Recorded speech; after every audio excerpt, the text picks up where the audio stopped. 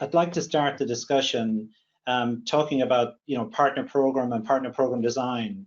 And specifically, let's start for people that are starting to enter the world of indirect selling or their channel journey. I'd like to get your insights or thoughts on what are the kind of key requirements or key things people need to think about when they're starting to build or design their partner program at the startup phase. Mm-hmm. Yeah, good question. Well, I mean, the channel is a very powerful route to market, right? But the partners have choices to, which vendor they in the end choose to go to market with. So I think what is the biggest benefit for a partner is always their profitability, right? They want to see return on invest if they go with you. Otherwise, they will not be interested in joining you as a vendor or your partner program. As a company, you also need to be sure that you show your commitment to the channel, right? It can take a few quarters until you see the results. So it's not a short-term investment. So if you decide to go for that indirect route, you need to understand that it will, in the beginning, you need to have some spend aside for indirect business and for the partner program. But then you cannot expect very short-term results. So you need to have a longer breath there and stay committed to the channel, and they want to see a loyal vendor to them as well. In terms of program design, let's say there are a few elements I think to consider.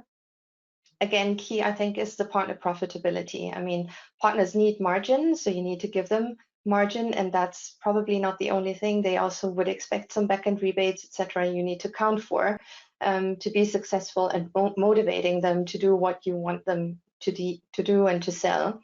But on the other side, they will then expand your reach and the revenue at a fraction of the cost that you and your company could do it yourself. Another aspect is probably the recruiting aspect.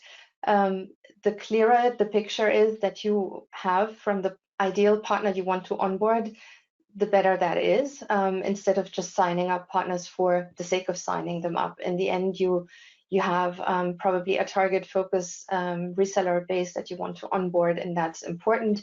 And if you start with that, that will help you along that journey. Then thinking another step ahead, if you have onboarded the partners you want, you also need to make sure you have a supporting base inside the company, right? Partner account managers, other supporting functions that really then get together and support these partners to get on board, up to speed, get trained and enabled, some supporting function to help these partners to really get enabled, because the signature is the very simple thing, but then the true work starts.